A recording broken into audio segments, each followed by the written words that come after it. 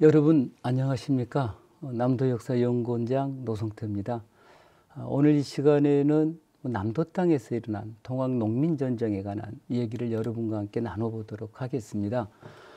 지금 큰 제목이 전쟁이잖아요. 동학농민운동을 칭하는 용어들이 동학난부터 시작해서 동학농민혁명까지 해석하는 사람들에 따라서 각자 여러 가지 이름으로 불리게 됩니다. 정부도 동학농민혁명이라고도 부르고, 그리고 동학농민운동이라고 부르는데, 일반적으로는 지금 교과서에 실려있는 용어, EBS 교재에 실려있는 용어는 동학농민운동. 그럼에도 불구하고 오늘 제가 동학농민전쟁이라고 하는 용어를 썼던 것은 우리 오늘 얘기하고 있는 계속 프로그램이 전쟁이기 때문에 동학농민전쟁이라는 용어를 써봤다는 것 말씀을 드리겠습니다. 오늘 지금 얘기하려고 하는 것은 첫째 동학과 최재우 얘기, 그리고 동학농민군 결성, 중앙군을 격퇴했던 우리 지역 장성 황룡천 전투, 그리고 나주 수성군과 농민군 사이에 7번 전쟁이 일어났는데 이 나주 수성군과 농민군의 전투 현황, 그리고 농민군 최후의 전투가 있었던 석대들, 그리고 나주에 설치됐던 호남 초토용에 관한 얘기, 그리고 일본 후비병 제19대대의 무자비한 남도인의 학살과 관련된 얘기들을 여러분하고 나눠보고 싶습니다. 지금 동학농민전쟁, 저희가 이제 전쟁이라고 썼으니까 동학농민전쟁과 관련해서 지금 사적지로 지정된 게 네 군데가 있습니다. 동학농민군이 지방의 가명군, 지방군을 격퇴했던 황토현이 있고요. 그리고 우리 역사상 최초로 농민군들이 중앙군을 격퇴했던 장흥 황룡천 전투, 그리고 동학농민군들이 서울로 진격하기 위해서 북상도 중 공주 우금치에서 일본군과 싸웠던 우금치 전투, 그리고 마지막 장흥 석대들 전투가 있는데, 이 네 전투 지역이 동학농민전쟁과 관련해서는 사적지로 지정되어 있는데, 두 개가 강주 전남, 우리 전라남도 지역에 있고, 또 하나가 전라북도 황토현 전적지가 있는 거죠. 그러니까 동학농민전쟁의 주 무대가 일단 전라도였다 하는 거 여러분 아실 거고요. 교과서에 많이 실려 있는 지금 사진 한 장 여러분 보고 계십니다. 전봉준 장군이 체포되어서 압송되고 있잖아요. 전봉준 장군이 우금치 전투에서 패배하고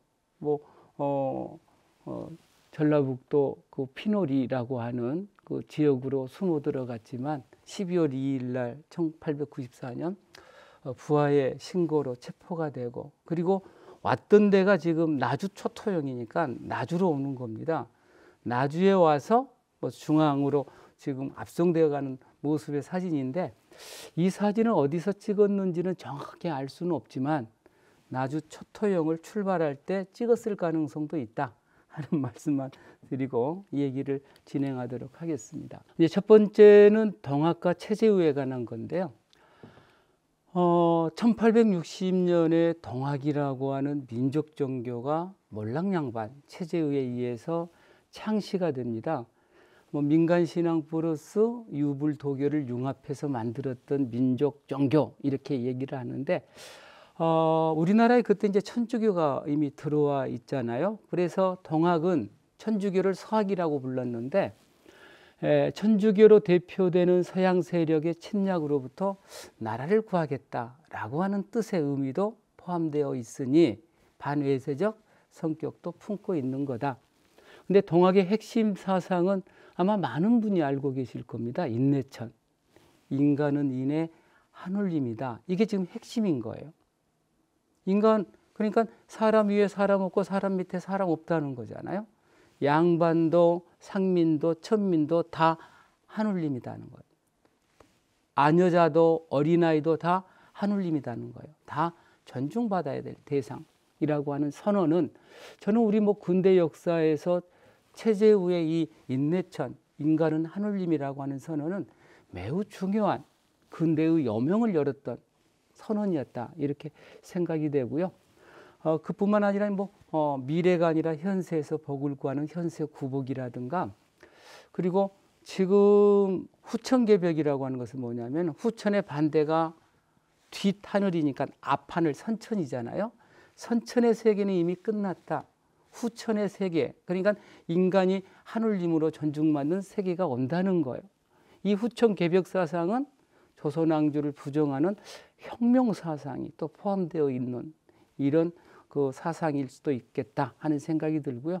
그리고 동학농민군들이 나중에 이제 동학교도뿐만 아니라 동학농민군들이 부르짖었던 것 중에 하나가 나라를 보존해서 백성을 편안하게 한다. 보국 안민이었던 것이죠.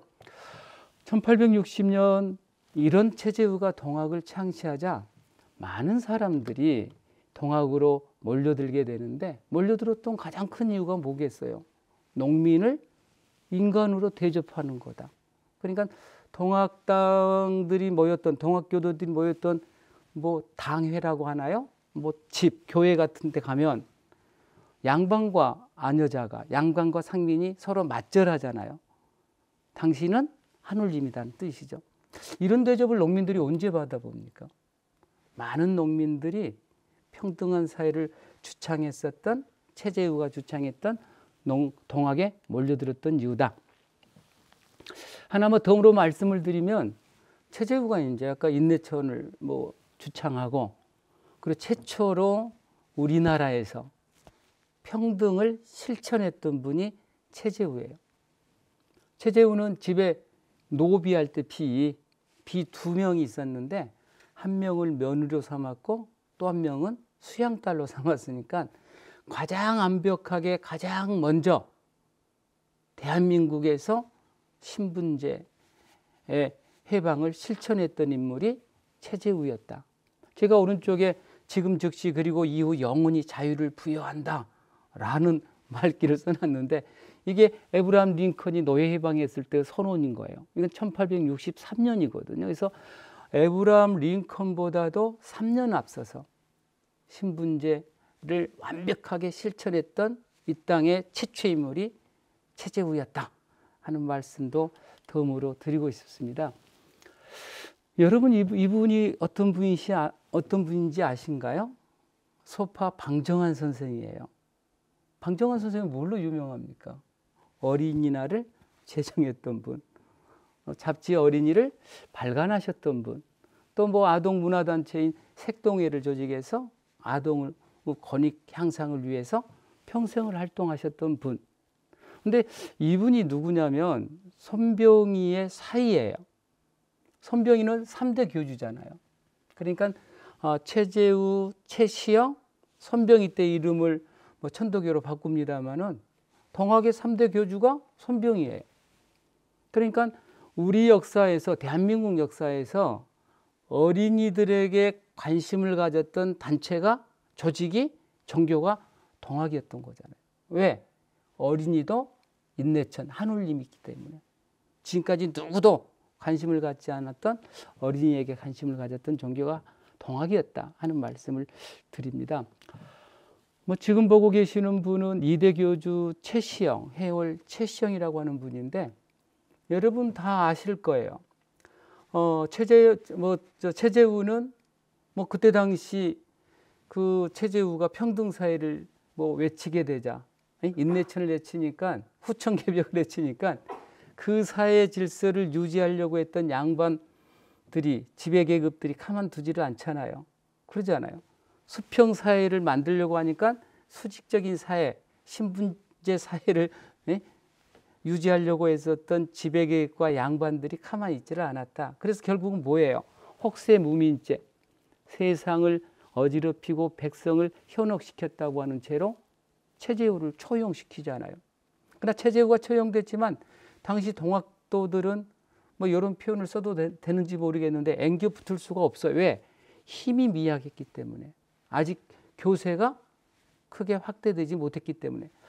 이대 교주 최시영 때 많은 교세가 확산이 됩니다. 그리고 30여 년이 지난 1892년 삼내에서 드디어 동학교도들이 수천 명이 이렇게 모이게 됩니다. 모여서 외쳤던 게 뭐예요? 동학 인정하라. 그리고 두 번째 매우 중요한 얘기합니다. 교조 신원을 요구합니다. 교조, 그 종교의 할아버지 누구예요? 최재우. 신원이라고 하는 것은 별신자 원통할 원자. 교조 최재우가 억울하게 죽었으니 원통함을 펴달라. 지금 같으면 뭐예요? 명예회복운동인 거란 말이에요. 그래서 교조 신원운동을 전개했다. 그런데 그 다음 해에 1893년 보은에 또 수만 명의 동학 농민군들이 그때는 뭐 농민군 아니죠? 동학교도들이 몰려들게 되는데 교조 신원뿐만 아니라 일본 왜 물러가라 척양척의를 외치게 됩니다. 그리고 나라를 우리가 도와서 백성을 편안하게 하겠다. 탄관오리 물리치겠다. 없애라 라고 하는 사회적인 요구를 하게 됩니다. 이러한 애침 직후인 1894년 고부에서 고부밀란이 일어나고 그해 무장에서 동학농민군들이 조직되고 황토연에서 황룡촌에서 우금치에서 마지막 석대들에서 이 체제를 유지하려고 했던 정부군과 그리고 우리나라를 지배하려고 했었던 일본군과 치열하게 싸웠던 전쟁, 이게 이제 동학농민 전쟁인 것이죠. 두 번째 챕터는 동학농민군 결성입니다. 먼저 동학농민군 결성 이전에 우리는 고부에서 밀란이 일어났다라고 하는 것을 알 수 있을 겁니다. 고부 밀란은 조병갑이라고 하는 고부 군수의 타막, 가렴주구 때문에 일어나잖아요. 보가 있는데 새로 만석보라고 하는 벌을 만들어서 물세를 가혹하게 받아들이기도 했고, 아버지 고부군사하고 전혀 관계없는 자기 아버지 부친 공덕비 세운다고 세금 걷어들였고 강제 노역시키고, 그래서 가렴주구의 상징 인물이 된 겁니다. 증오의 대상, 언성의 대상. 여러분, 전봉준이라고 하는 분이 왜 앞장서서 나섰을까요?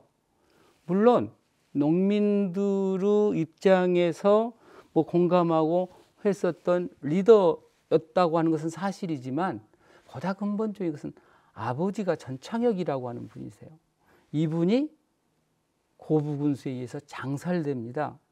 장살이라고 하는 게 뭐냐면 매독사라고 하는 건데, 매를 맞고 그 매 덕으로 돌아가신 거예요. 그러니까 농민군 대표로 고부군수 조병갑에 가서 단판을 짓잖아요. 이 세금 너무 무거우니 감해 주시오. 세금 날짜 연기해 주시오. 라고 전봉준의 아버지 전창혁이 농민 대표로 나서서 얘기했지만 고부군수 조병갑이 받아들이지 않고 오히려 매를 때려서 죽였잖아요. 그래서 여기에 대한 아들 전봉준의 분노가 있었다. 그래서 그 다음에 이제 어떻게 하냐면, 일단 전봉준이 잡혀가서 일본 재판장에서 했었던 그 공초라고 부르는 재판 기록을 한번 들여다보겠습니다. 이렇게 묻습니다. 작년 1월 고부 등지에서 민중을 크게 모았다고 하는데 무슨 이유로 그러했는가?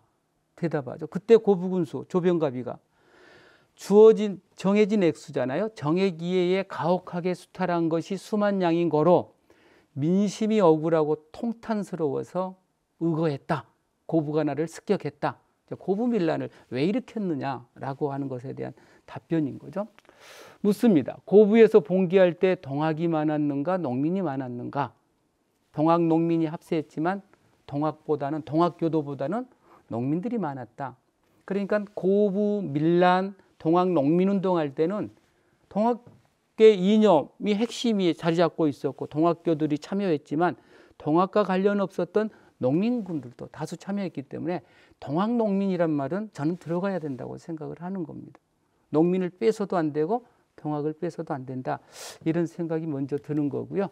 자, 아무튼 고부군수 조병갑의 타막 때문에, 가렴주구 때문에 견디지 못했던 전봉준 등이 1893년 11월 송두호라고 하는 사람 집에 모여서 사발통문을 작성합니다.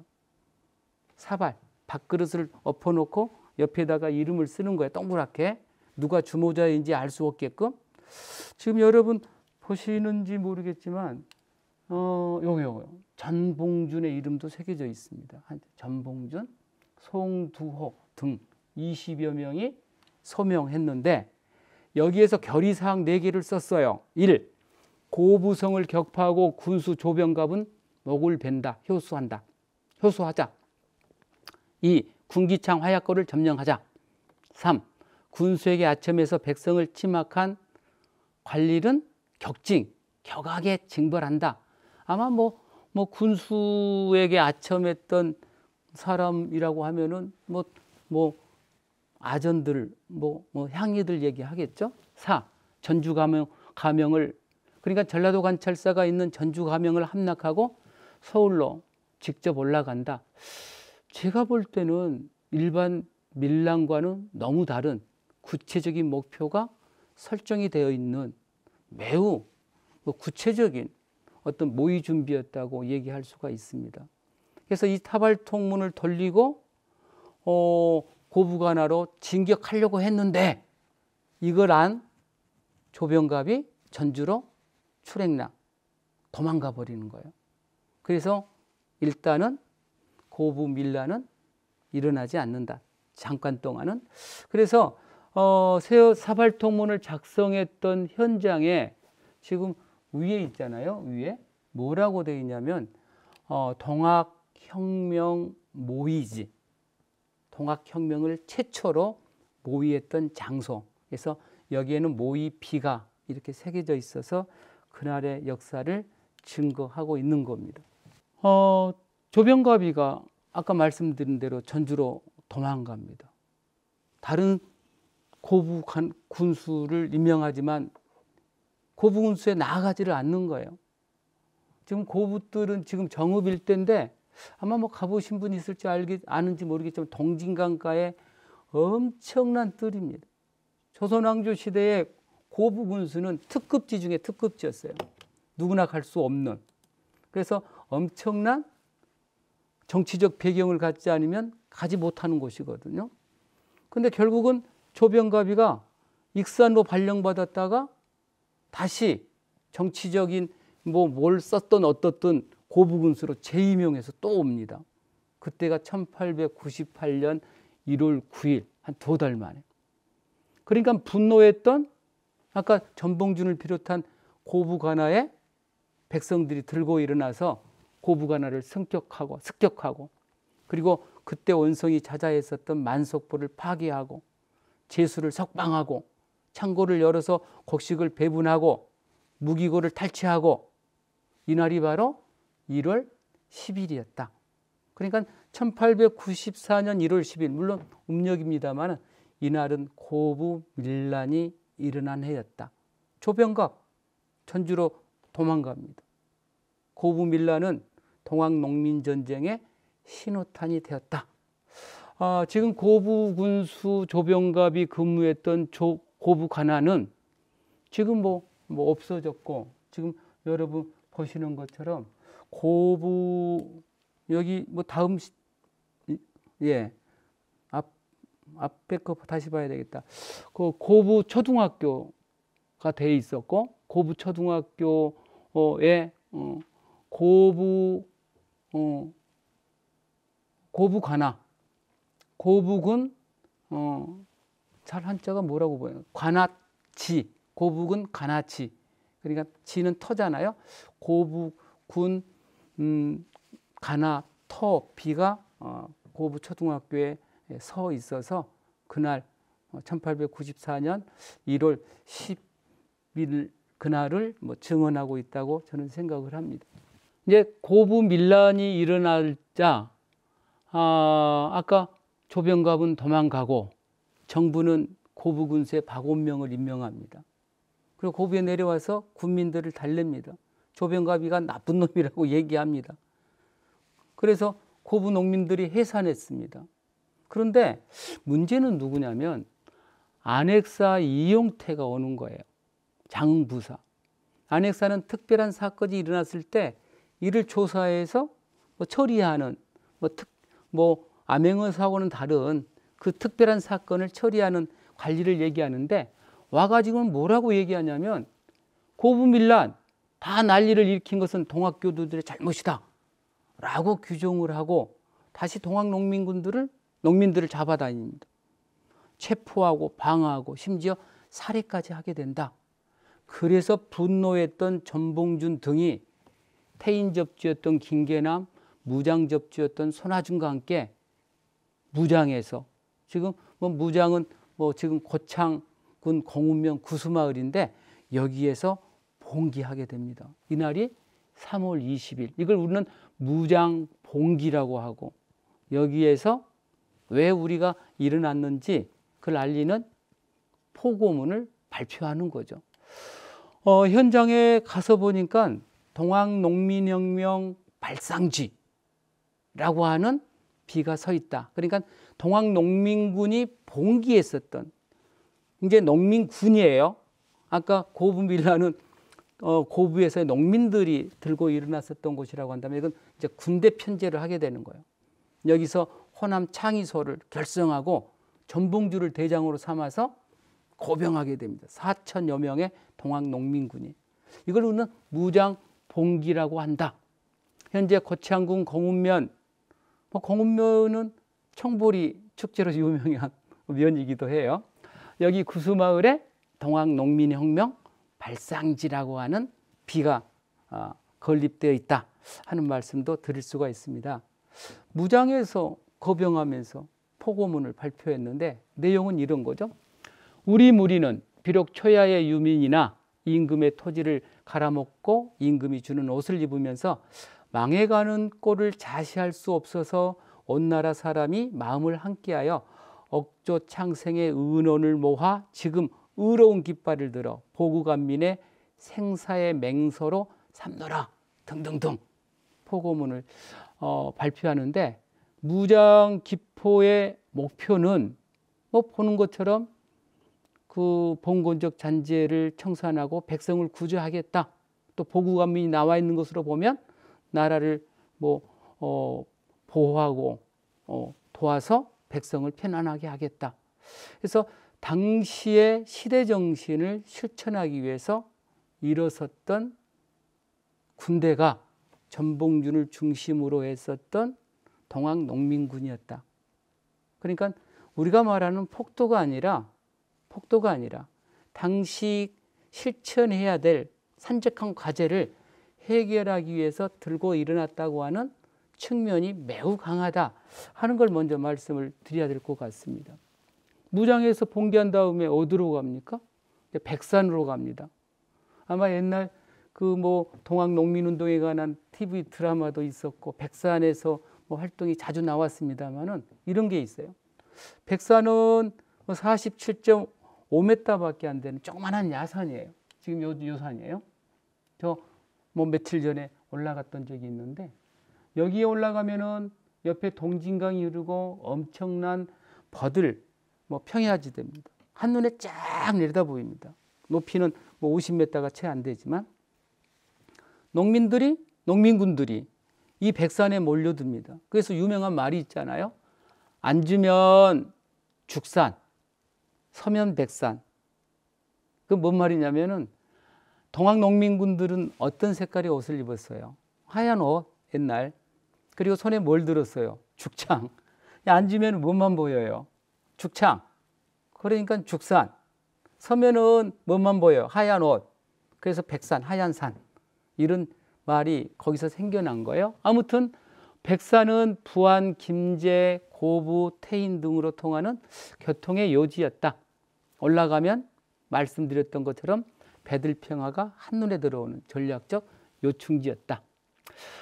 3월 20일 무장에서 거병한 후에 23일 고부관할을 재점령하고 25일 백산에서 대를 개최하는데 이게 아마 많은 분들이 학교 다닐 때 나왔던 그 경문이라고 하는 것을 여기서 만들어서 발표를 하고 4대 강령을 여기서 만들었고 그리고 여기에서 조직을 재편성해서 여러분 아는 김계남, 손아중 등을 총관일 거예요. 이거 임명하는 등 지휘부를 재구성했던 데가 백산이다.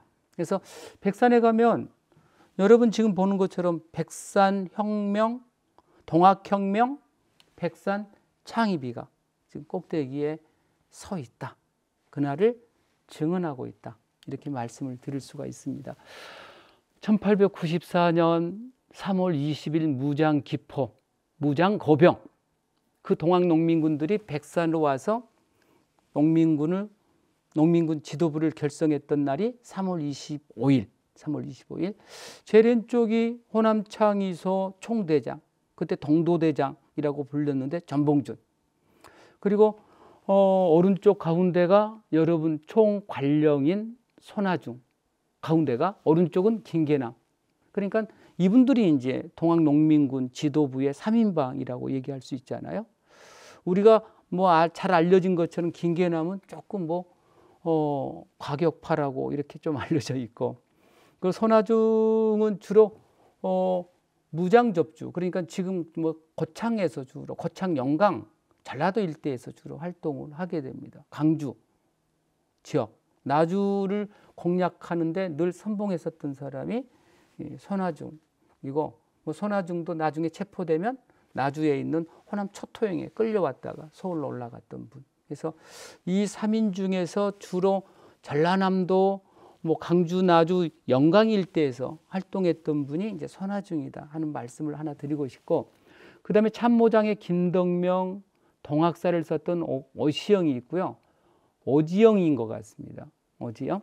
그리고 영솔장에 최경선이 있는데, 최경선도 주로 뭐 전라도, 강주, 뭐 나주 일대에서 활동을 하게 됩니다. 백산에서 아까 3월 25일 날 경문을 바란다고 그랬잖아요.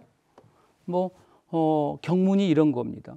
우리가 의를 들어, 정의를 들어 이의 이름은 그 본의가 결단코 다른 데 있지 아니하고 창생을 도탄에서 건지고 국가를 반석 위에다 두고자 함이라.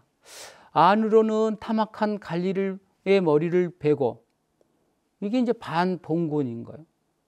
제폭, 폭력을 제거하고 봉건적 잔재를 제거하고, 밖으로는 행포한 강적의 무리를 쫓아내몰기 위해서 우리가 일어났다는 거예요. 그러니까 백산 경문을 보더라도 전봉준의 동학농민군이 고병했었던 목적이 뭐냐? 반봉건. 지금 타막한 관리의 머리를 베고가 반봉건이에요. 봉건적 잔재를 청산하겠다는 거예요. 또 하나는 행포한 강적의 무리를 쫓아내겠다. 반외세. 그래서 백산 경문에 동학농민들이 고병했던 성격이 분명하게 드러나 있다, 나타나 있다 하는 거 말씀을 드릴 수가 있습니다. 그것뿐이 아니라 백산에서 뭐 또 했다고요?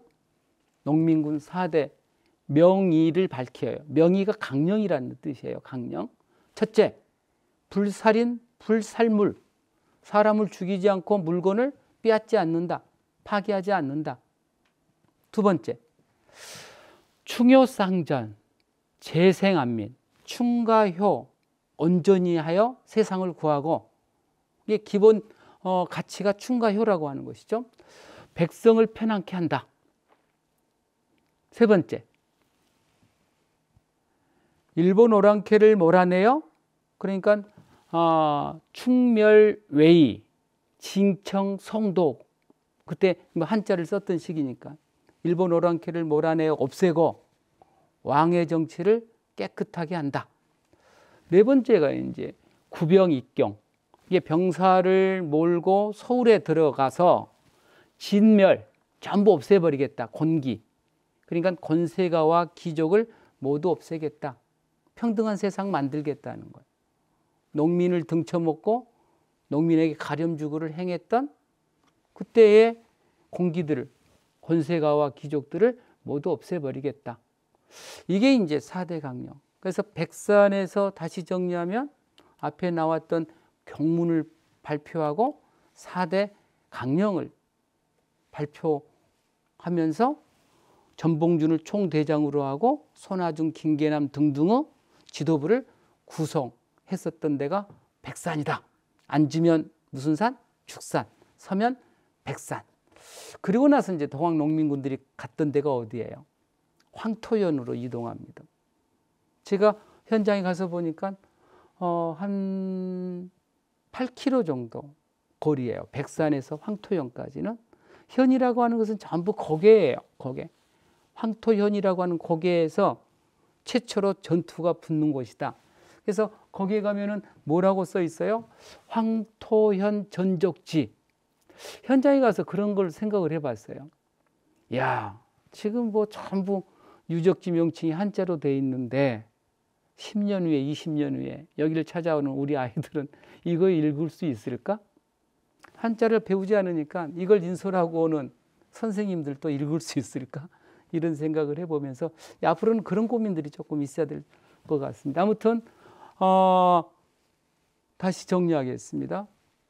고부 밀란이 일어나게끔 그 배경을 제공했던 동학 농민군이 고병할 수 있었던 이유를 제공했던 안핵사 이용태가 파면됐다.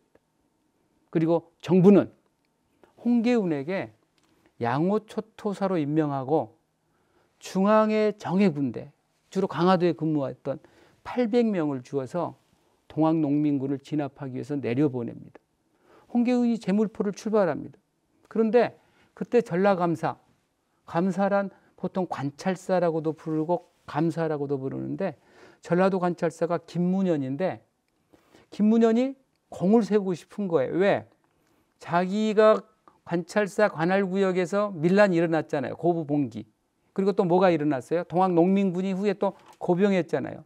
책임을 당할 수가 있잖아요. 그래서 감영군이라고 하는 것은 옛날 관찰사, 즉 감사가 거주하던 곳을 감영이라고 그래요. 그래서 전라도 관찰사가 근무했던 데가 어디예요? 전주. 그래서 전주 감영 그러거든요.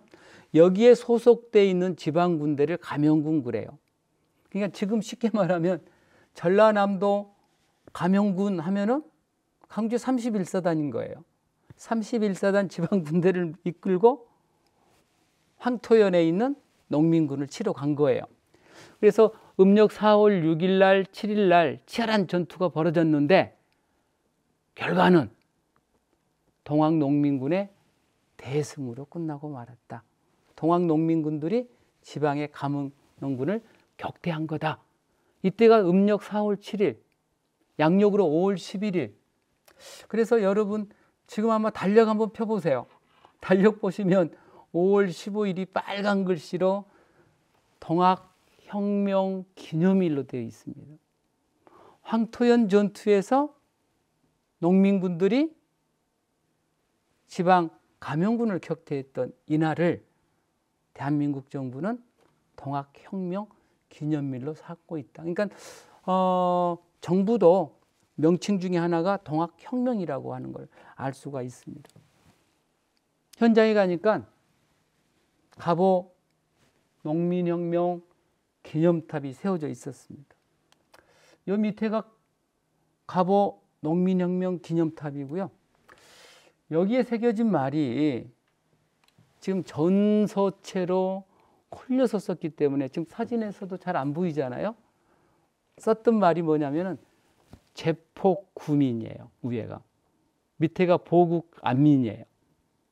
이게 1963년 그러니까 박정희가 군사 쿠데타를 일으킨 2년 뒤에 세워진 우리나라 최초의 동학농민 전쟁 관련 기념탑인데 이날 누가 참석하냐면 박정희가 참석합니다. 그리고 그 유명한 얘기 했다고 그러잖아요. 뭐 유명한지는 모르겠는데 우리나라의 혁명은 두 개밖에 없다. 하나는 동학농민혁명이고 또 하나는 뭐예요? 5.16 군사혁명이다 라고 자아자찬을 했던 현장이기도 하고요. 좀 저는 정말 가슴 아픈 게 있어요. 아까 새겨졌던 말이 뭐라고 했어요? 제폭구민. 폭이라고 하는 것은 폭정, 봉건적 잔재, 신분적 잔재 등등이에요. 폭을 제거하여 백성을 구제한다라고 하는 것하고 아까 보국안민이라고 했잖아요. 보가 나라를 보조해서 보안해서 백성을 편안하게 한다는데 이 보자 밑에 제가 써놨죠. 요거 보국안민 보자가 보호할 때 보자로 바뀌었다. 그런데 당시 제가 그 현장에 가서 안내판을 읽어보니까 이렇게 뚱딴지같이 설명을 하고 있는 거예요. 당시 안보 상황을 고려해서 요 보자가 요 보자로 바뀌었다는 거예요. 어떻게 역사적인 진실이 글자 자체가 보고 가면은 이게 진실인 건데 이게 팩트인데 안보 상황을 고려해서 이 보자를 어떻게 요 보자로 바꿀 수가 있나요? 이게 지금 박정희식 사고방식의 표현이 이 기념탑에는 녹아 있는 것 같아서 저는 굉장히 씁쓸합니다. 이건 역사 왜곡입니다. 보자는 원래의 보자를 써야 되는 것이 맞다라고 하는 것을 지적하면서 뭐 혁명이 또 두 번밖에 없다는 말은 뭐 다시 정리하면 박정희식 역사 인식이다. 누구도 인정하지 않는 뭐 이런 말씀을 뭐 드려야 될 것 같습니다. 요 이제 표는 그럼 이제 황토현 전투 이후에 동학 농민군들의 진로를 지금 표현해주고 있는 겁니다. 정리를 한번 해보겠습니다. 1894년 1월 10일 고부에서 밀란이 일어납니다. 이걸 고부 봉기라고 쓰기도 합니다. 그런 다음에 두 번째가 뭔가요? 여러분 그 장흥 부사 이용태의 그 동학농민군 탄압으로 인해서 다시 전봉준, 손아중 등이 무장해서 고병합니다. 이게 동학농민군이 이제 일어난 거예요. 3월 20일. 그래서 어디로 갑니까? 고부간화를 거쳐서 백산로 들어가서 아까 3월 25일 백산 집회, 경문 4대 강령 등을 발하고 그리고 어디로 가요? 어디로? 여기 황토현에서 지방 감영군을 격퇴합니다. 그러니까 그때 지금 누가 내려오고 있었냐면은 서울에서 아까 홍계훈, 양호 첫토사 홍계훈이 800명의 군대를 이끌고 내려오니까 농민군들이 어디로 내려와요? 고창, 영강, 한평, 장성으로 중앙군을 유인해서 남쪽으로 내려오면서 세를 불리게 돼요. 그리고 맞닥뜨렸던 데가 어디다? 장성. 여기서 황룡촌에서 동학농민군들은 중앙군을 맞닥뜨리게 되는 거예요. 그래서 4월 23일 전투가 벌어졌는데 아시는 것처럼 동학농민군들이 대승을 거두게 된다. 농민군이 중앙군을 격퇴했던 유일한 현장이 장성 황룡촌이에요. 여기서 승리를 거둔 농민군들은 신바람을 내면서 정읍 태인을 거쳐서 어디로 가요? 정읍 금구를 거쳐서 전주에 입성합니다. 4월 4일 만에 27일. 그리고 전주 하약을 맺고 동학농민군들이 그토록 원했던 폐정계획을 실시하고 있는 중에 뭐 여기는 안 나옵니다만은 일본군이 경복궁을 침략하자 일본군을 몰아내기 위해서 남북접이 다시 고병해서 서울로 올라가는 도중에 1894년 11월 공주 우금치에서 통한의 패배를 당하고 그리고 숨어들었었던 전봉주는 그해 12월 2일 체포가 되고 그러나 그해 12월 중순경 15일 우리 장흥 석대들에서는 마지막 전봉준의 동학농민군과는 다른 우리 지역 농민군들이 최후의 항전을 하게 됐다. 이게 동학농민전쟁의 전체 큰 개요다. 이렇게 말씀을 드릴 수가 있을 것 같습니다. 그래서 오늘 세 번째 챕터는 뭐냐면 중앙군을 격퇴했던 황룡촌 전투. 저는 우리 동학농민군 역사에서 가장 중요한 전투가 저는 중앙군을 격퇴했던 황룡촌 전투라고 생각을 합니다. 다시 정리하면 3월 20일 무장에서 기포했던 동학농민군들이 고부, 태인, 정읍, 영광, 한평, 무안 일대를 석권한 뒤에 4월 22일 장성에 들어왔다. 그리고 23일 전쟁이 벌어지거든요. 하루 먼저 들어왔던 농민군들이 주요 진지의 농민군을 배치합니다. 그리고 좀 이따 나오겠지만 장태라고 하는 신무기를 만듭니다. 그리고 23일 날 도착했던 홍계훈 부대의 선봉장 이학승이 300명의 중앙 경군을 데리고 나타납니다. 그 편지를 보냅니다. 항복하라고. 답장도 하기 전에 올평장 등등에서 점심을 먹고 있던 농민군에게 포를 쏴버립니다. 포. 순식간에 수십 명이 사망합니다. 전봉준이 위에서 내리다 보니까 경군의 수가 많지 않거든. 그래서 돌격 명령을 내립니다. 장태를 밀고 수천 명의 농민군들이 돌격하자 당황했었던 경군이 후퇴합니다. 도망합니다. 그 후퇴하던 선봉장 이학성을 비롯한 5명이 농민군의 손에 붙잡혀서 죽임을 당하게 되면서 농민군이 대승을 거두게 된다. 그래서 이 사진을 통해서 조금 말씀을 드리면 이게 이제 황룡강이거든요. 농민군들이 주로 여기에 진을 치고 식사를 하고 있었던 현장입니다. 강 바로 뒤에 있었던 중앙군이 여기서 포를 쐈던 현장이에요. 그래서 대열을 정비했었던 동학 농민군들이 돌격 명령을 내렸고 중앙군을 여기까지 쫓아내는 거예요. 여기까지 불 한 몇 킬로 정도 되는데, 그래서 여기에서 이학승 등 중앙군 5명을 사망케 했던, 죽였던 장소, 그 장소에 지금 뭐가 서 있다? 동학농민군 전승 기념공원이 만들어져 있고 기념탑이 세워져 있는 거예요. 농민군 신무기 장태입니다. 나이 드신 분들은 장태는 금방 알아요. 닭장입니다. 닭장이 아니라 조그마한 닭장에서 그 이미지를 얻어서 크게 만든 대형 닭장. 이 안에다가 뭘 넣어요? 집. 그래서 크기가 보면은 지금 제가 매천야록이라든가 동학사라든가 금성정의록, 동학약사 등 동학농민 전쟁을 기록하고 있는 책 속에 이 장성 황룡전투에서 최초로 장태라고 하는 무기가 사용됐다고 하는 것을 설명하고 있어요. 크기는 보통 높이가 1.5m, 이런 정도나 되는 거죠.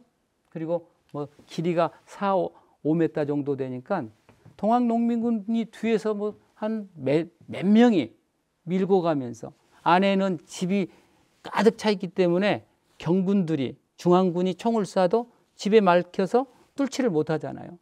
그러니까 두려움 없이 전진할 수 있었던 신무기였다. 근데 아무튼 그 책에도 처음 만든 사람이 누구냐 논란이 심합니다. 장성접주 이춘영이 만들었다라는 설이 있고, 아니면은 장흥의 대접주였던 장태장군이라고 불린, 남도장군 장태장군 불렸습니다만은 이방원이 제작했다는 설이 있는데, 아마 누가 만들었는가는 저는 그렇게 중요하지는 않다고 생각이 되지만, 아무튼 농민군들이 신무기 장태를 만들어서 중앙군을 격퇴시켰던 현장, 이 현장이 장성의 황룡천이었고, 이걸 우리는 황룡천 전투라고 부른다. 지금 현장은 이렇게 돼 있습니다. 이게 여러분 금방 알잖아요. 죽창 모양을 높이 30m. 1994년 동학농민군이 고병했던 100주년을 기념해서 기념이 되는 그 해에 만들었고요. 탑시는 이제 죽창을 형상한 것이다. 제일 밑에 기단부에는 이 기단부라고 하는 건 여기를 얘기하죠. 당시의 전투 장면이 표현되고 있고, 그리고 기단부 위에 요거 아까 뭐라고요? 장태가 만들어져서 당시 황룡천 전투의 상징적인 신무기를 지금 표현을 하고 있는 거예요. 탑의 후면에는 비문이 새겨져 있고, 그리고 아까 백산에서 발표했던 4대 강령이 새겨져 있고, 그 우리 지역 시인인 곽재구 시인의 조선의 눈동자라고 하는 시가 또 음각이 되어 있는데, 요 시예요, 요 시. 여보다 훨씬 긴데 제가 중요한 부분만 조금 줄여놨는데 몇 군데 한번 읽어보겠습니다. 조선의 눈동자들은 황룡들에서 빛난다. 그날 우리들은 집신발과 죽창으로 500년 왕조의 부패와 치욕 맞닥뜨려 싸웠다. 청죽으로 엮은 장태를 굴리며 또 굴리며 허울뿐인 왕조의 야포와 기관총을 한판 신명나게 두들겨 부쉈다. 우리들이 꿈꾸는 세상은 오직 하나, 복사꽃처럼 호박꽃처럼 차가고 순결한 우리 조선 사람들의 사람다운 삶과 구들장 뜨거운 자유. 현대 시어로 우리 각재구 시인이 우리들이 꿈꾸었던 세상을 사람다운 삶과 구들장 뜨거운 자유, 뜨뜻한 등에 자유롭게 누워서 즐길 수 있는 자유, 이런 걸 위해서 들고 일어났다는 거잖아요. 아무튼 조선의 눈동자들은, 농민의 눈동자들은 황룡뜰에서 빛난다, 이런 시가 그 기념탑 뒤에 새겨져 있습니다. 농민군들이 대승을 거뒀다는 말씀을 드렸는데, 정부군, 그러니까 중앙군 또는 경군 그렇게 불러요. 선봉장 이학승이 거기서 죽잖아요. 이학승은 지금으로 하면 군인이에요. 그런데 농민들 손에 죽었어요. 그때 당시는 동학 그 농민 전쟁을 뭐라고 불렀을까요? 동학난 그러잖아요. 동학폭도. 그러니까 폭도를 진압하다가 죽었으니까 그때 당시 가치관의 입각에서 보면 이 사람 뭐가 된 거예요? 순국, 순절한 거잖아요. 그래서 바로 추중합니다. 자승지로. 자승지는 옛날 그 임금을 보좌했었던 비서실이잖아요. 비서실에 자승지로 그 추중한 다음에 바로 3년 뒤에 장성의 유생들이 돈을 내서 이 비를 세우게 됩니다. 뒤에 비문은 누가 썼냐면 그 유명한 유생 면함 최익현 선생이 지었어요. 그러니까 당대의 지식인들, 유생들은 동학농민군에 대해서 거의 부정적인 시각을 가지고 있었다라고 하는 것을 알 수가 있는 거예요. 서로 적이었다. 앞면에는 증, 자승지, 이공학승, 순이비라고 새겨져 있습니다. 그런데 이 비가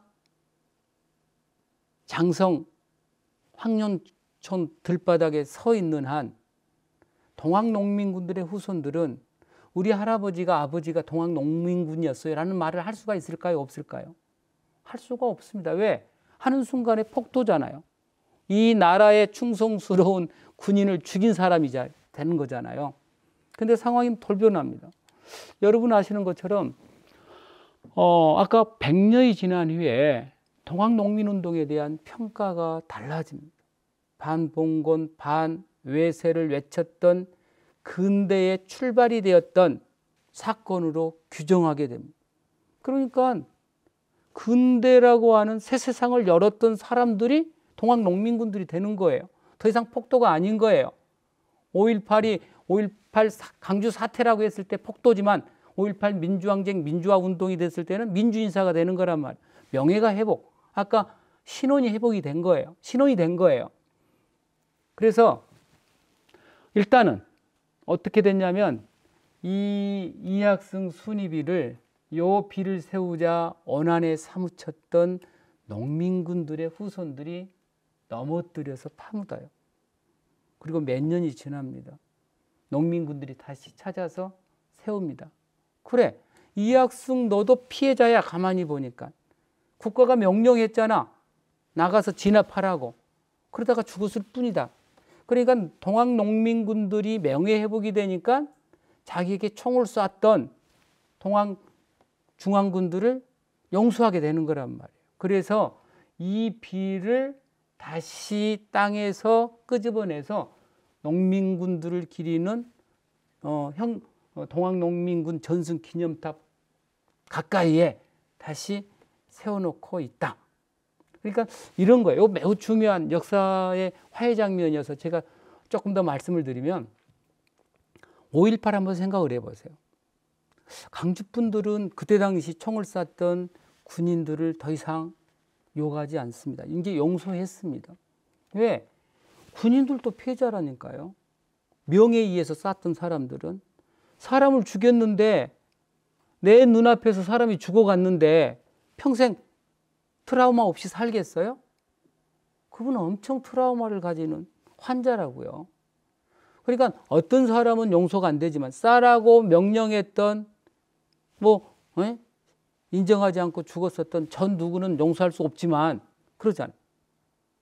군인은 이제 용서가 되는 거다. 왜? 5.18에 우리들이 폭도가 아니고 민주인사로 신원이 되고 명예회복이 됐으니까. 그래서 그분들을 용서하는 것처럼 뭐 용서가 되어지는 거란 말이에요. 그런데 제가 이제 마지막 이 부분에서 말씀을 드리고 싶은 것은 현재 동학농민전쟁을 어떻게 봐야 될 거냐. 저는 이 크기가 동학농민전쟁을 어떻게 보고 있는지를 상징적으로 보여주고 있다고 생각을 하는 거예요. 농민군들이 결국 농민군들의 행위가 옳았다라고 하는 것을 보여주고 있는 거잖아요. 역사의 해석은 늘 변하는 거예요. 그 시대가 지향하는 보편적 가치 기준에 의해서 역사는 늘 평가가 다시 되어지는 거다. 그때 당시는 정부군의 폭도로 규정이 되면서 조선왕조를 지켜내기 위해서 싸웠었던 이학승이 옳은 행동이었다고 추앙받는 행동이었다라고 한다면 지금은 이제 반대로 동학농민군들의 행위가 폭정을 제거하고 나라를 지켜내고 그리고 새 세상을 만들겠다고 하는 근대국가를 만들겠다고 하는 그 정신이 실천이 훨씬 중요한 가치를 지닌다라고 하는 것을 이 두 탑은 크기로 보여주고 있다. 저는 그렇게 생각을 합니다. 오늘 동학농민전쟁을 어떻게 평가되고 있는가를 단적으로 보여준 애가 이거다. 근데 이제 안타까운 거는 황토연에도 우금치에도 장흥 석대들에도 전부 기념관이 있고 체험관이 있는데 달랑 중앙군을 격퇴했던 장성 황룡촌이 매우 중요한 전적지임에도 불구하고 아무런 역사관도 기념관도 체험관도 만들어져 있지 않다. 이거는 우리가 뭐 심각하게 조금 반성을 해야 된다고 생각을 합니다. 네 번째 파트는 뭐 나주 수성군과 농민군 얘기를 조금 해보겠습니다. 그때 당시에 강주 전남, 전북, 호남에 뭐 54개 군이 있었나요? 아무튼 뭐 50개가 넘은 군 중에서 아실 거예요. 유일하게 농민군들 수중에 떨어지지 않는 곳이 나주였다. 나주에는 나주 목사 민족료를 중심으로 농민군들을 들들 볶으면서 세금 뜯어냈던 사람들을 우리는 뭐라고 하냐면은 아전, 향리 이렇게 불러요. 그러면 농민군들의 표적이 되잖아요. 나주는 아전들이 엄청 많은 곳이었습니까? 그래서 중앙에서 임명받았던 관리인 나주 군수하고 나주 목사하고 아전들이 똘똘 뭉쳐서 나주 수성군을 조직합니다. 그리고 그때 아전의 대장을 우리는 호장이라고 불러요. 호장 정석진을 수성군 총대장인 도통장에 임명합니다.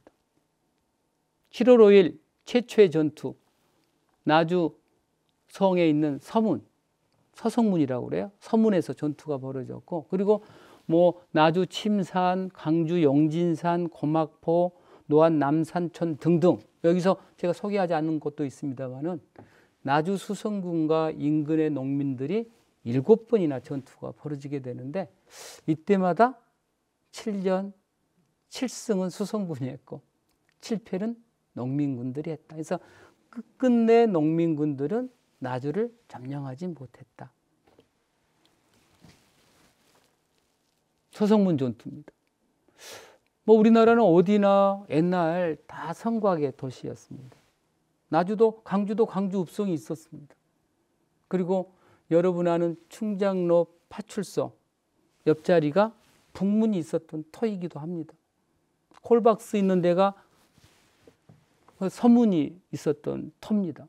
그래서 옛날 그 길을 서문통이라고 불렀단 말이에요. 아무튼 나주에도 서문을 서성문이라고 불렀는데, 서성문 1894년 7월 1일 아까 태인 접지였던 이인자 최경선과 농민군 5천여 명이 나주 노안면 금안리에 도착합니다. 금성산 자락에 있는 마을이에요. 다음 날 나주의 대접주 어곤선이 합류합니다. 그리고 금성산 자락을 타고 와서 바로 서성문을 공격합니다. 7월 5일. 그러니까 이 전투는 왜 중요하냐면, 제가 들여다봤을 때는 이 전투는 이 수성군들이 농민군들 굉장히 무서워했어요. 막 소문에 들려오잖아요. 다 함락당하고. 그런데 내려왔을 때 대포 몇 방을 쐈더니 전부 흩어져서 도망가고 농민군이 패배하는 것을 보고 농민군 별거 아니다라고 인식하게 되고 수성군들이 자신감을 갖게 되는 계기가 됐던 전투가 서성문 전투다.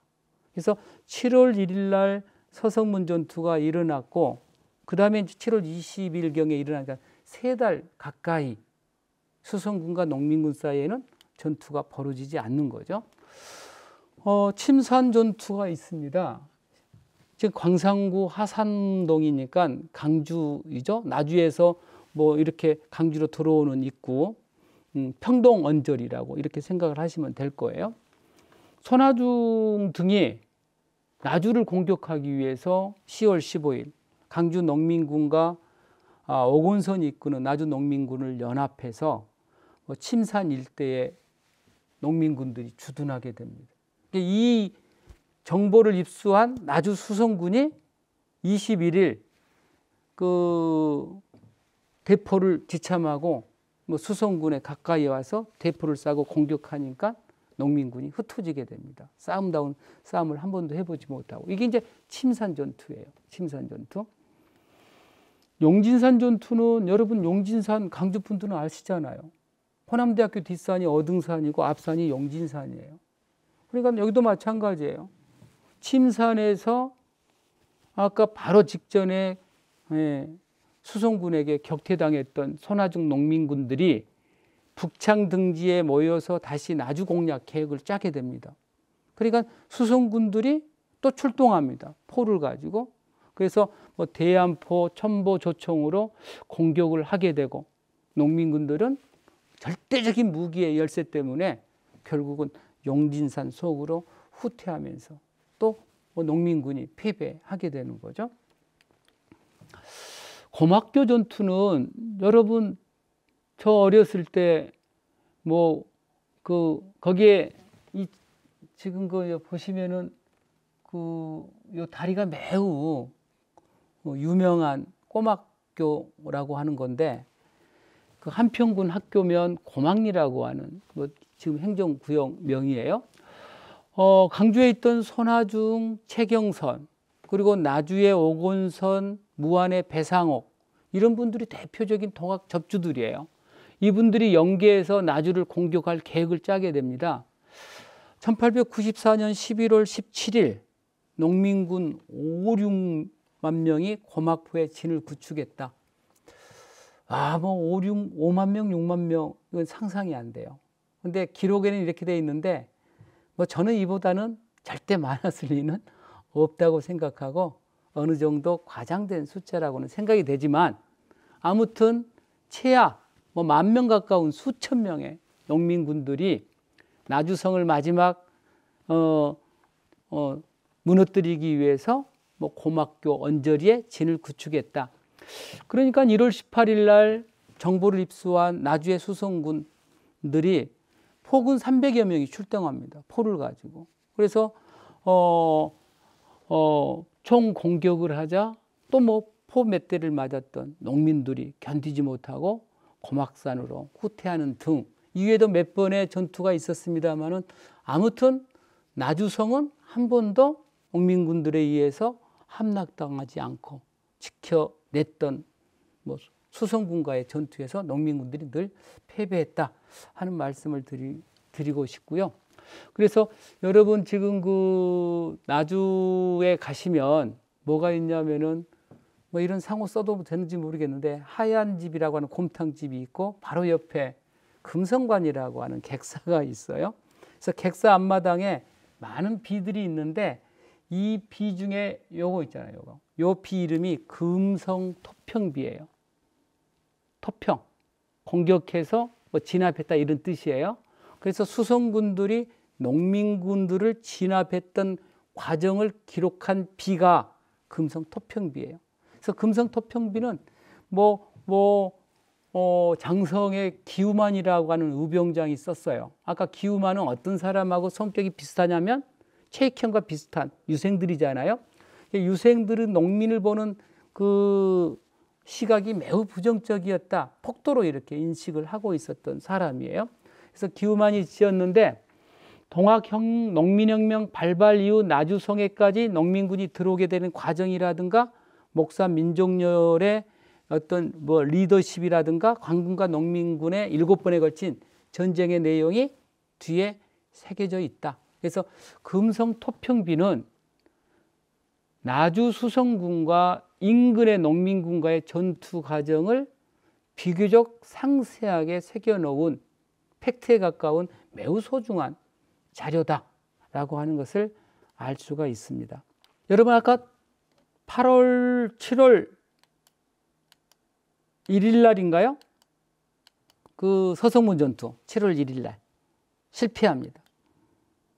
그러니까 여러분 아는 동학농민군 총대장인 전봉준이 함락하지 못한 나주 민족열 목사와 담판을 하기 위해서 무장하지 않는 10여 명의 부하만 데리고 아까 그 서성문을 들어옵니다.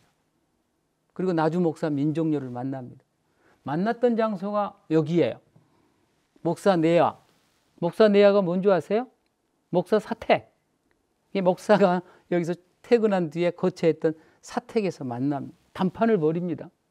그런데 결국은 실패합니다. 전봉준이 뭐라고 주장하냐면 나주 수성군 해산하라. 그리고 나주에 직강소를 설치해서 폐전개혁 실시하라.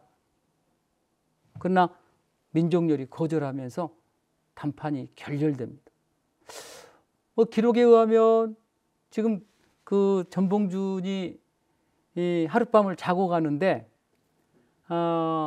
기록에 의하면 여관에서 잤다 이렇게 되어 있는데 그 나주 사람들에게 전승되어지는 얘기는 아까 말씀드린 객사, 그러니까 서울에서 내려온다든가 전주에서 내려왔던 관리들이 숙박하는 아까 금성관에서 민족열이가 재워졌다라는 설도 있어요.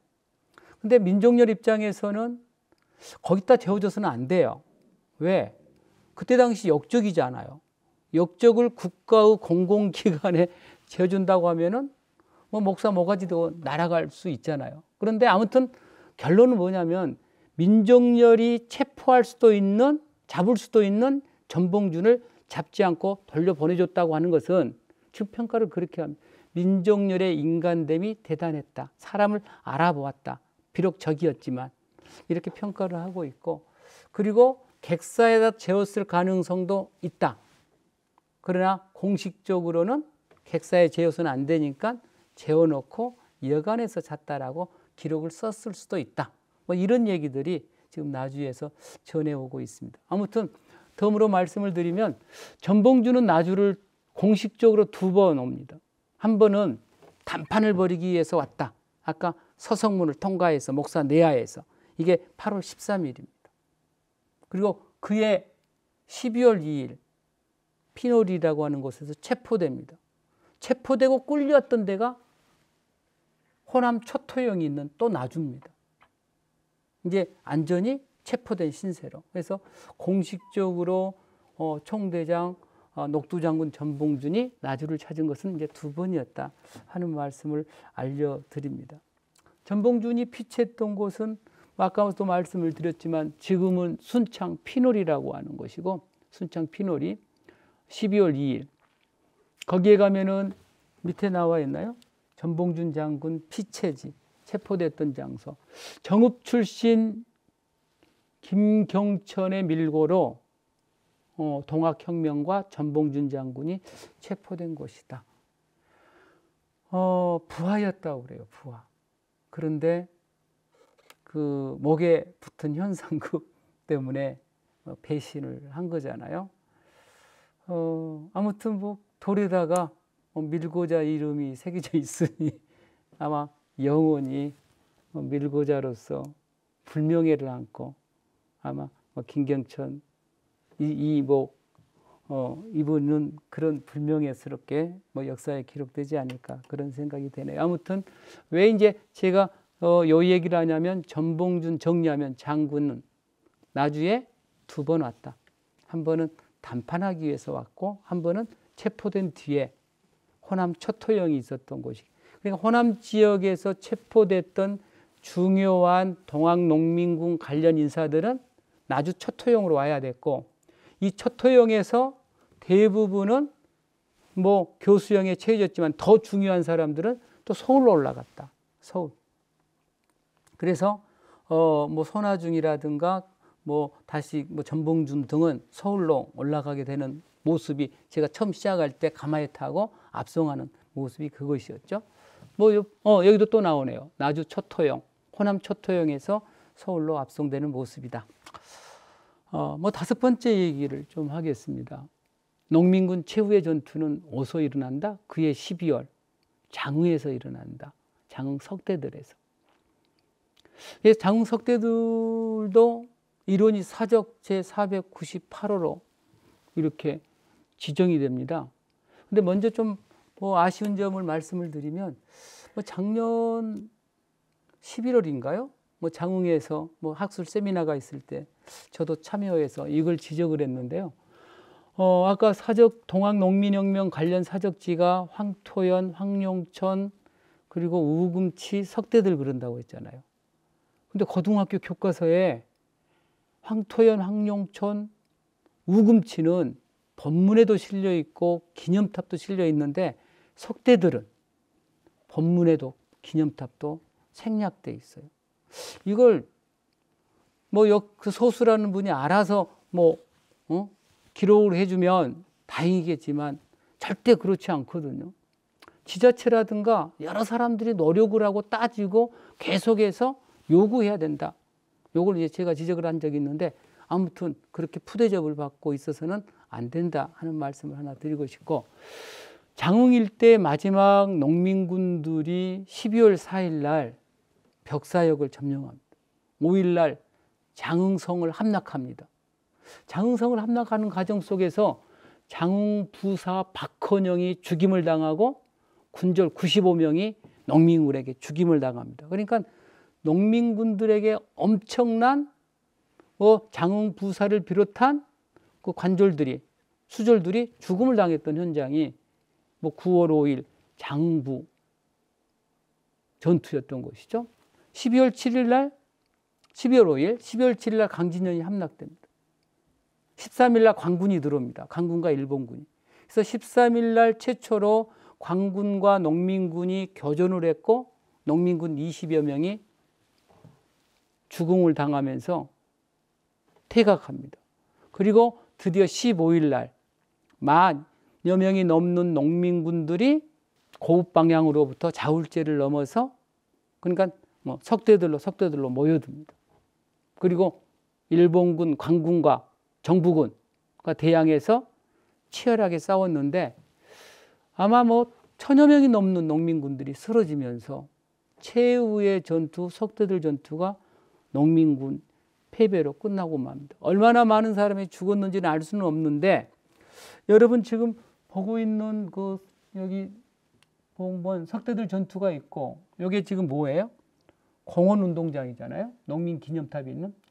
이 공원운동장을 조성하기 위해서 평지를 이렇게 조성하는 과정 속에 무연고 시신 천여 구가 발견이 됩니다. 연고가 없는 시신 천여 구가 언제 떼고겠어요? 그때 석대들에서 죽은 농민군들을 그냥 안매장했던 장소였던 것이죠. 그래서 정확하게 뭐 누구인지 알 수가 없잖아요. 농민군들 약 1000여 명 이상이 동학 마지막 전투 석대들에서 돌아가 숨졌다, 전사했다 하는 것을 알 수가 있습니다. 제가 마지막에 이렇게 써놨습니다. 장흥 석대들 전투는 동학 농민혁명 과정에서 전봉준을 중심으로 하는 농민군 주력과는 별개로 이루어진 전투로 전봉준을 비롯한 지도부가 모두 체포됩니다. 아까 전봉준이 12월 2일 날 체포되잖아요. 그런데 장흥성을 함락시켰던 것은 12월 5일이고 석대들에서 마지막 전투를 벌였던 것은 12월 15일이니까 전봉준 등 손아중, 김계남 모두가 체포된 이후에 항쟁이 남도 땅 그 장흥의 석대들에서 계속 우리 지역 농민들이 주축이 돼서 전개됐다고 하는 점에서 의미가 있는 전적지다, 이렇게 말씀을 드릴 수 있을 것 같습니다. 지금 장흥에 있는 관련된 시설 몇 가지를 소개를 하겠습니다. 그러니까 이게 이제 한자로 영회당이라고 되어 있습니다. 영회당. 1928년도에 건립했는데 영혼이 품을 해자예요. 그 숭고한 뜻을 품겠다. 여기 안에 계신 분들 이런 뜻이잖아요. 안에 누가 계시냐면 아까 동학농민군들에게 죽임을 당했던 박헌영 등 장흥부사 등 95명의 장졸들 96명 박헌영을 비롯한 96명의 장졸들의 입회가 모셔져 있는 사당이에요. 사당. 이 사당이 딱 아까도 말씀을 드렸잖아요. 버티고 있는 한 장흥의 농민군의 후손들은 우리 할아버지가 우리 아버지가 농민군이었다는 얘기를 할 수가 없는 거예요. 하는 순간 이 영예당에 모셔져 있는 분들의 후손들에게 보복을 당할 수가 있잖아요. 아무튼 먼저 농민군들에게 당했던 장흥부사 박헌양 등 수성군 장졸 96명을 기리는 사당이 먼저 만들어졌다.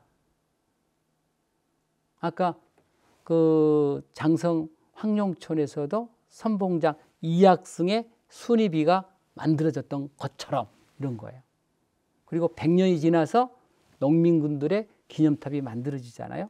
여기도 마찬가지. 아무튼 하나 더 말씀을 드리면 이 영예당 바로 뒤에 또 뭐 돌에다가 새겨놓은 게 이거예요. 제목이 지금 그 좀 잘렸어요. 저 위에 보면 좀 잘렸는데 이렇게 돼 있어요. 갑오동란.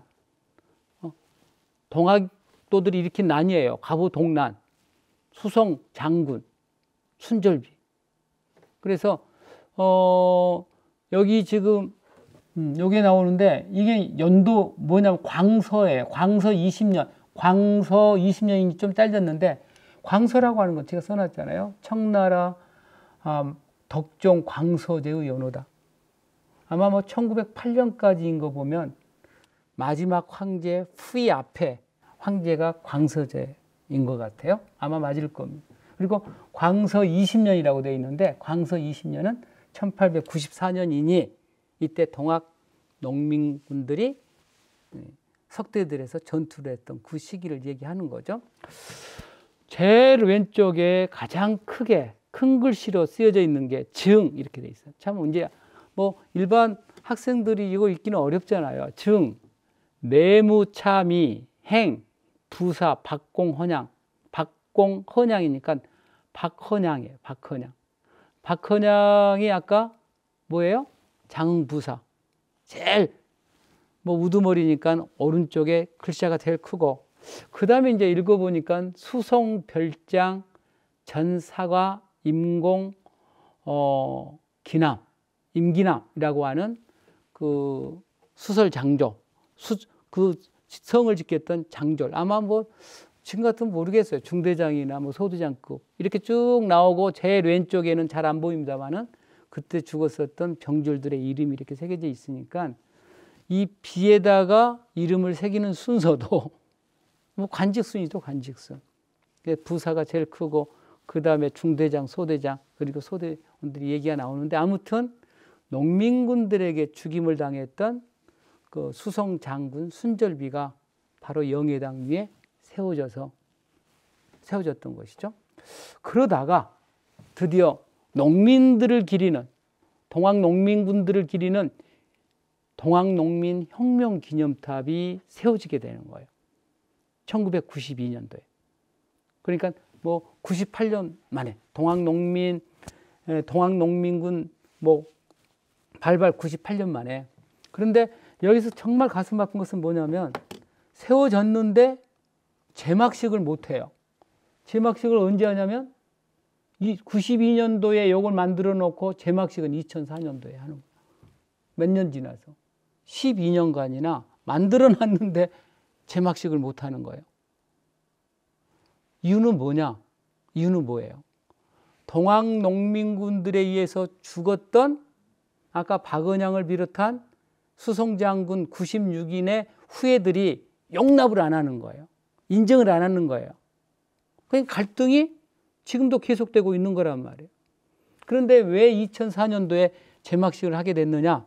이거는 이런 거예요. 2004년도에 하게 됐던 것은 2004년도에 동학농민혁명군의 명예회복에 관한 특별법이 제정이 돼요. 그래서 동학농민군들은 명예가 회복이 됩니다. 이때에 가서야 농민군들에게 죽임을 당했던 영해당에 있는 후손들하고 동학농민군들의 후손들이 역사적 화해를 하게 됐고 2004년도에야 제막식을 가질 수 있었다. 이 기념탑에는 여러분 뭐 녹두장군을 쓰셨고 최근에 돌아가셨던 송기수 교수님 그 작가이기도 하는데 이분이 이제 탑 문을 썼고 그 유명한 시인 고운이라고 하는 시인이 장흥 농민군을 기리는 노래라고 하는 시가 새겨져 있고 또 구전되는 새야 새야 파랑새야라고 하는 그 노래도 새겨져 있습니다. 아무튼 다시 정리하면 1992년에 준공이 돼요. 아까 사적지 중에 하나인 장성 황룡촌 동학농민군 전승 기념탑은 이보다 2년 뒤인 94년도에 만들어지잖아요. 그래서 2004년도에야 제막될 수 있었던 이유는 동학농민군들이 법적으로 이때 명예가 회복됐기 때문에 그렇다 하는 말씀을 드리게 됩니다. 장에 가면은 안타까운 현장이 많습니다. 지금 이 학교가 장흥 제가 다시 한번 확인해 봐야 되겠는데 동초등학교인지는 모르겠어요. 이 자리가 옛날 군인들의 주둔지 장대라고 하는 곳이 있었는데 여기에서 동학농민군들이 처형당합니다. 300여 명 이상이 처형된 것으로 알려져 있는데 여러분 장흥하면은 가장 대표적인 그 대접주 남도장군 아까 장태장군이라고 불리었던 분이 이방원인데 이방원 장군의 부자도 지금 여기 남아 있잖아요. 요 나무 밑에서 처형을 당하게 되는 거죠. 학생들이 아마 저녁에 다니기가 좀 무섭지 않을까요? 아무튼 수백 명이 동학농민군들이 죽임을 당했던 현장입니다. 남도장군 이방원의 묘도 제가 찾아봤는데 용산면 장흥군 용산면 접정리 야산에 지금 묻혀 있습니다. 굉장히 초라하죠. 대장군에 걸맞는 대접을 받지를 못하고 있습니다. 비문은 이렇게 쓰여져 있네요. 남도장군 인천 이공 방언 지묘. 인천 이시인데 방언의 묘다. 이렇게 새겨져 있고 추석 정도에 가면은 벌초가 되어져서 그런 대로 그 무덤이 모습이 드러났는데 제가 이제 여름에 갔더니 너무 우거지고 벌초도 안 되고 그래서 아무튼 바라보는 입장에서 가슴이 편치는 않았습니다. 장흥 석대들 전투는 2015년도에 이걸 기념하기 위해서 기념관을 또 만들어 놓고 있는데 기념관에 가시는 분들이 꼭 봐야 될 게 저는 세 분이 있다고 생각을 합니다. 장흥 석대들 전투에 덜 알려진 영웅 세 분을 이 시간에 소개를 하고 싶습니다. 이소사, 20대 여인, 말을 타고 동학농민군들을 선두에서 리드했다는 거예요. 여장군. 그러니까 어찌 보면은 한국의 잔다르크 이렇게 얘기할 수도 있는 분. 지금 여러분 후대에 만들어진 사파입니다만은 이분이 20대의 동학 여자 두령. 그러니까 여러분 동학이 만들어졌던 시점에 여자는 사람이 아니잖아요. 아이도 여자도. 그런데 동학에서는 뭐예요? 여자도 한울림, 아이도 한울림. 그래서 동학의 입교에서 여성해방운동에 어찌 보면은 최선봉에서 활동했었던 분이 이소사라고 얘기할 수도 있을 것 같습니다. 일본 신문에 이소사가 어떤 사람인지는 지금 많은 자료가 남아있지 않기 때문에 알려지지는 않고 있습니다만은 일본 신문 국민신문에 이런 기사가 참고가 됩니다. 동학 땅에 여장부가 있다. 나이 꽃다운 22살. 영모는 경색지색, 영모는 경성지색이니까 매우 이제 예뻤다는 거죠. 이름은 이소사라고 한다. 오랫동안 동학도로 활동하였으며 장흥부가 불타고 함락될 때 그는 말 위에서 지휘를 하였다고 한다. 일찍이 꿈에 천신이 나타나 오래된 제기를 주었다고 하며 동학도 모두가 존경하는 신녀가 되었다. 뭐 신녀인지, 그러니까 동학 농민군들의 뭐 기륭을 점치는 뭐 신녀인지는 알 수는 없지만 아무튼 동학에 여자 장수가 있었다라는 것은 조금 분명한 것 같아요. 왜냐하면 이 이수사가 체포가 된 다음에 엄청난 고문으로 모든 육신이 다 뭐 망가졌을 당시에 나주에 뭐가 있다고요? 호남 초토영, 호남 초토영으로 옮겨라고 명이 떨어집니다. 그러니까 장흥에서 체포됐던 사람 중에 가장 유명한 사람들은 아까 장대에서 처형하지 않고 나주에 있는 호남 초토영으로 옮깁니다. 그래서 호남 초토영인 나주에서 결국 숨을 거뒀던 분이 이소사라고 하는 분이다. 그래서 오늘 다시 평가한다면 한국의 잔다르크, 여자들이 활동할 수 없었던 그 시기에 동학교대 입당해서 뭐 리더였던 이분들 우리가 기억을 해야 될 것 같고요. 그 다음에 13살 소년장수로 나와요. 소년장수. 그리고 표현도 보면은 13살의 어린 나이에 대중을 지휘했다. 남문박 석대전에서 수많은 농민군을 총지휘하다가 전사했다. 근데 이 최동린도 나주 일본군 진영으로 압송되어서 처형되고 있거든요.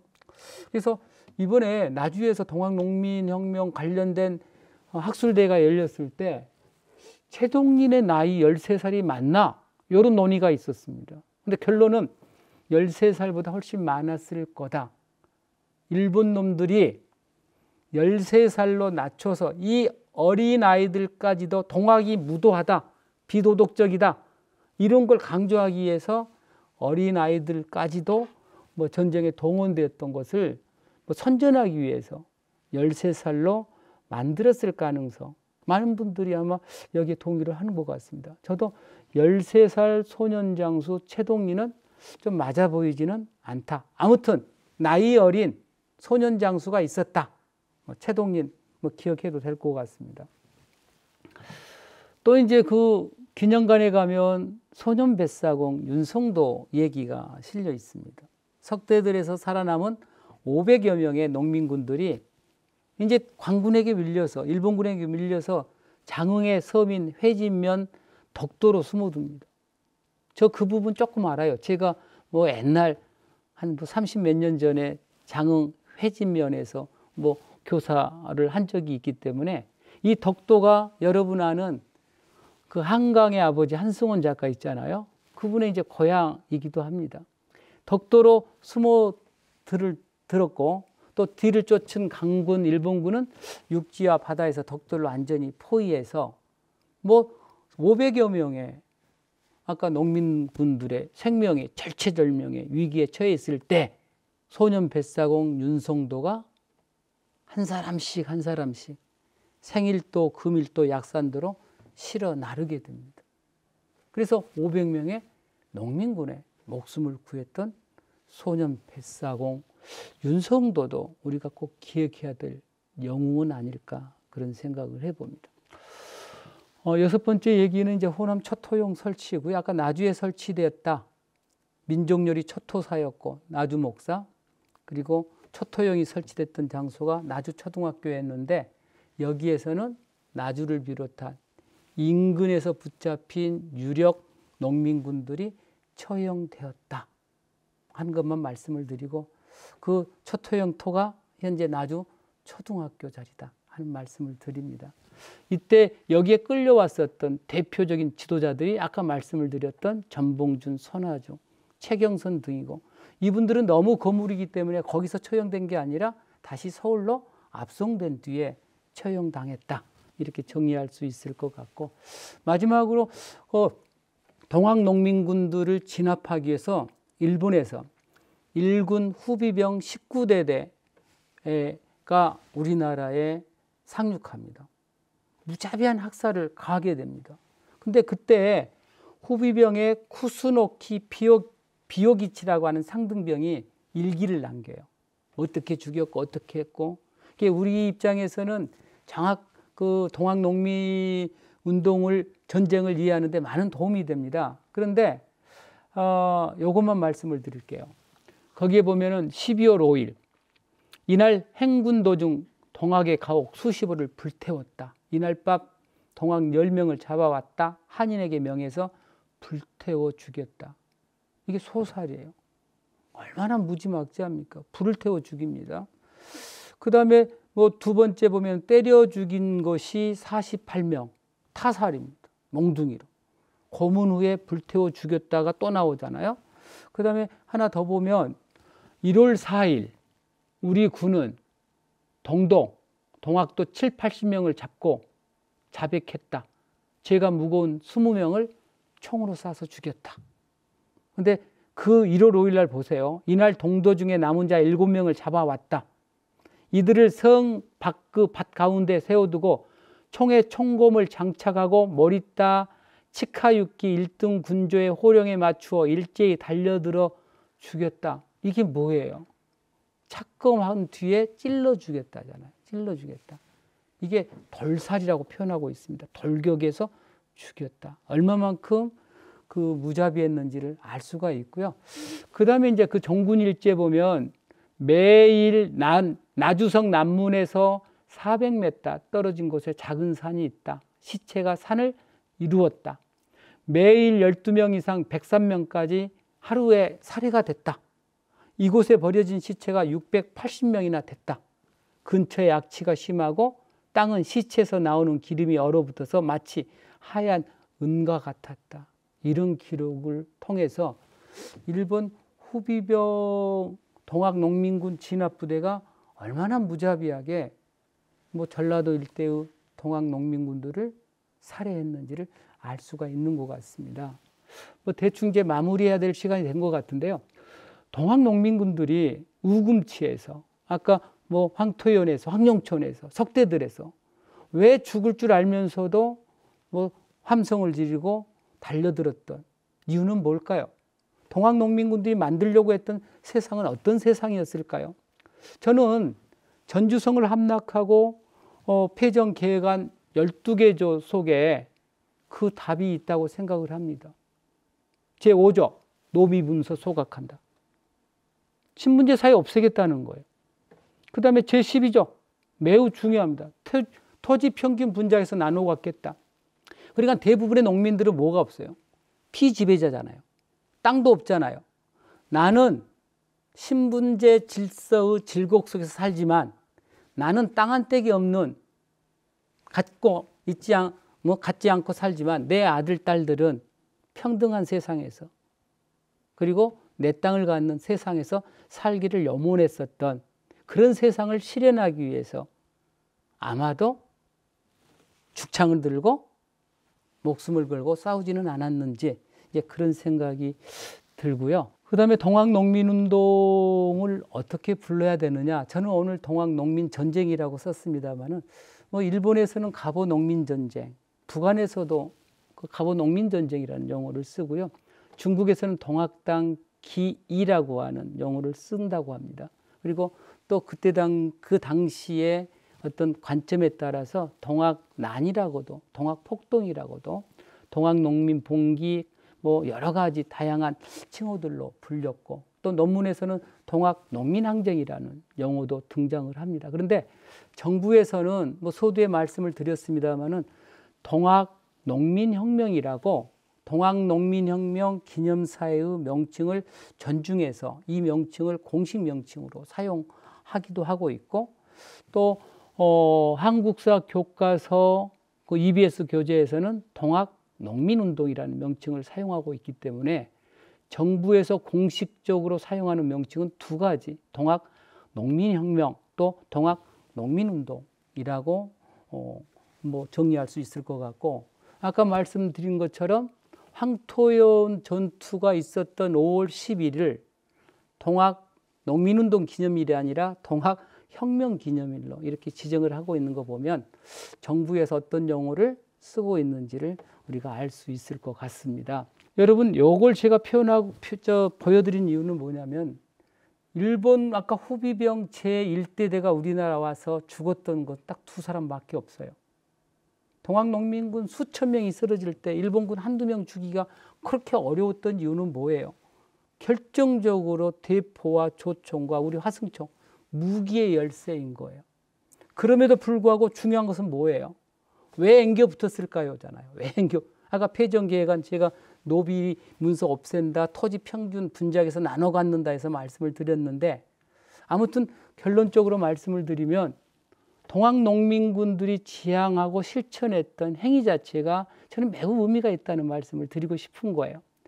김삼웅이라고 하는 역사가도 하시고 독립운동가의 후손이신데, 반봉건 평등 자주 인전 반해세의 기치를 들고 봉기했던 우리나라 최초의 민중혁명으로 동학농민전쟁을 평가를 하고 있다. 마무리 발언을 제가 하겠습니다. 저는 동학농민혁명의 성격을 이렇게 생각을 합니다. 동학농민운동은 실패한 것도 끝난 것도 아니라고 생각을 합니다. 동학농민군의 반봉건의 외침, 아까 제폭구민 같은 게 그거죠. 반외세의 함성, 척양척여가 그거죠. 이것은 한말 의병, 일제와 독립운동으로 이어집니다. 백성들이 하늘이다, 인내천이죠. 이것은 이후 민주화운동의 근간이 되는 겁니다. 그래서 우리 강주전남무 정신을 우리는 정의로움이라고 얘기하잖아요. 정의로움. 우리 지역이 한말 최대 의병 항쟁지였고 일제 치하 최대 독립운동의 현장이었고 해방 이후 최고의 민주화 투쟁을 실천했었던, 그러니까 그 당시 시대 정신을 실천했던 가장 중요한 지역이 우리 지역이라고 할 때 우리 지역민들의 정신적 기저에는 동학농민군들의 애침과 맞닿아 있다. 저는 그런 생각을 하면서 오늘 제 얘기를 여기서 마무리하도록 하겠습니다. 감사합니다.